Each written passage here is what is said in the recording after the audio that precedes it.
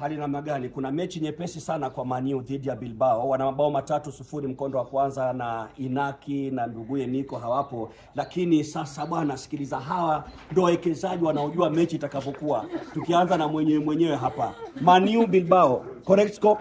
Man U 2 Bilbao 1. Man U 2 Bilbao 1. Kwa hiyo over na GG. Yes. Correct score? Man U 1. Bilbao 2. Oh, kwa hivyo anasema Man U 1 Bilbao 2. Over na GG, lakini Bilbao itashinda na haito qualify. Mrembo? Man U 2 Bilbao 0.